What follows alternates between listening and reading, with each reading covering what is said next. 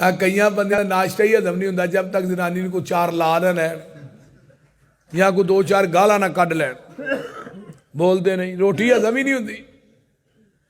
एक मेरी गल अज सुन लो नबी पाक की हदीस है कि सिंगां वाली बकरी ने बगैर सिंगां वाली बकरी नूं मारिया होएगा ना क़यामत नूं उहदे कोलों बदला लैके दिता जाना जे ते बकरी ते जे वेख लो जानवर है ते ओनू माफ़ी नहीं ते तू अज बीवी नूं चपेड़ा मारना ते क़यामत नूं तैनूं नहीं वजणियां बोलते नहीं इत्थे वो नहीं मारन जोगी क़यामत नूं मारेगी या इन्हां चपेड़ां दे विच तेरियां नेकियां उहनूं दित्तियां जाणगियां।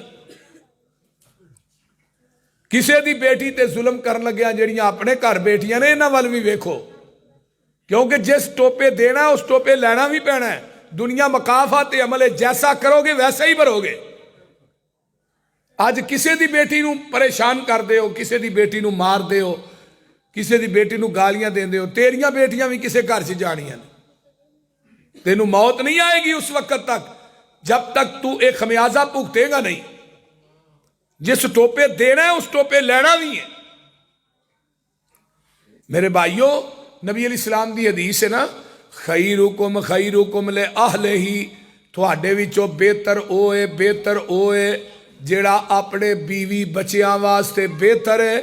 अना खैरुकुम ले अहली मैं मुहम्मद भी अपने घर वालियां वास्ते बेहतर हाँ।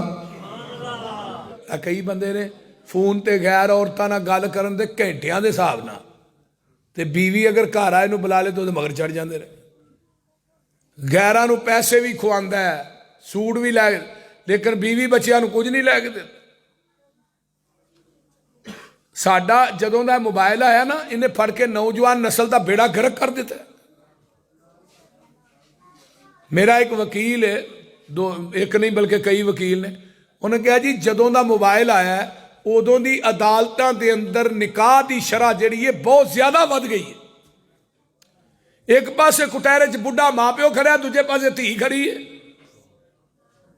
भरा खड़े ने। दसो ना मां प्यो के पल्ले की रहिंदा जो मुकाबले च बेटी आ जाए कि मैं इस खामद ना जाना मैं इन्होंने नहीं जाना प्यो तो जिउंदा ही मर गया ना। तो असी भी मोबाइल अपन बेटियां नूं लैके देने आ कमरे च बेटी कली एक मोबाइल एक बेटी गैर महरम ही होया। भरावां नूं कोई पता नहीं साडी भैन किहदे नाल गल करदी है प्यो नूं कोई पता नहीं मेरी बेटी किसी नाल गल पता तो उदों नहीं लगता जिदन अदालत च पहुंच जाने।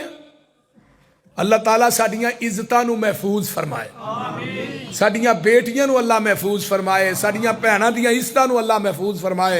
अल्लाह साडियां पग्गां नूं इस दाग तो बचाए और साडियां बेटियां नूं अपने घरां च सुकून अता फरमाए।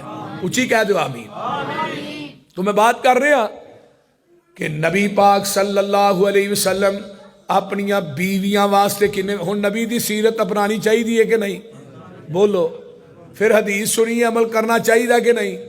अज तो बाद अपने घर च गाली नहीं करनी अज तो बाद अपनी बीवी नूं मारना नहीं तो बीवियां नूं भी चाहिए खावंद दी इज्जत करन अदब करन एहतराम करन।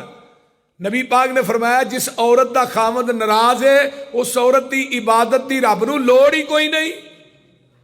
जब तक वह सिर का साई वो राजी ना होए औरत तहज्जुद पढ़ी जाए नमाजा पढ़ी जाए अगर वह खावंद वो जैद नाराज है फिर वो तहज्जुद नमाज की अल्लाह नूं लोड़ कोई नहीं।